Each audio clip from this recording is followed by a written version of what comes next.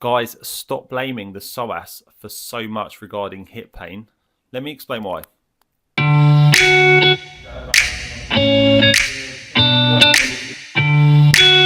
So I want to take this opportunity to really dive into this because the psoas gets blamed for quite a lot. A lot of the time, people who have hip pain would at some point come across the psoas, and someone who has been working as a hip specialist for over a decade, I really want to give my insight and explain why for me it is never at the top of my agenda to be concerned about. But I'm going to explain in a little bit more depth and not be facetious and joke about, but just explain my thoughts, and hopefully you'll get my kind of consideration and insight. But here it is.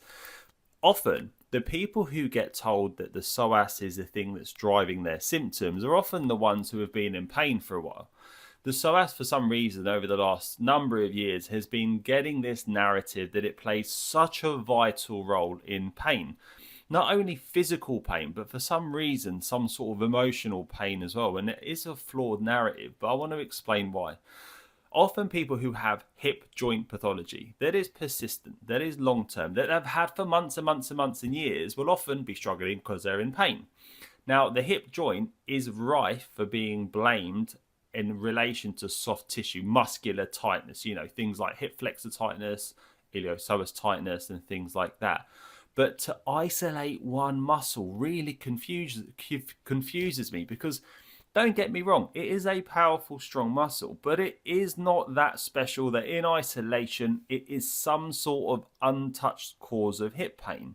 Now, the other thing as well with this is often the psoas, don't get me wrong, might be something that we address within rehab. It might need to be worked on. It might need to be a bit weak, but to assess its flexibility and say it is tight requires clinical tests, and them clinical tests that you do are actually not 100% accurate. So you can't definitively say it's really stiff. The other thing is to palpate it, you've got to get through so many abdominal structures that I know some manual therapy experts will say they can still feel it. But the question at that point is, by the time you're feeling anything, you've gone through so much, the patient is in pain. But the patient will think that they're in pain because it's stiff. It's not. They're in pain because you've got fingers deep into your abdomen.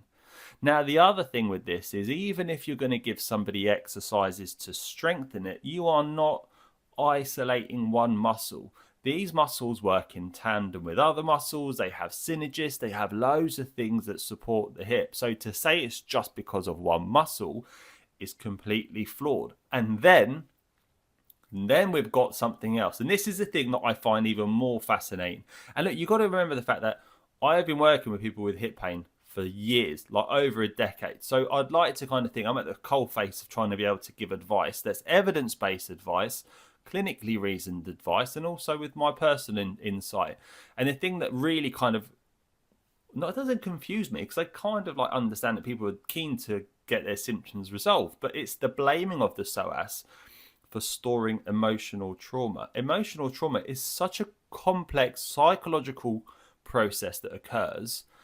You're not able to store trauma in muscles. Now, don't get me wrong. When you have a traumatic experience or when there is psychological trauma, there is a physical manifestation of that pain, but it cannot be isolated to one particular muscle.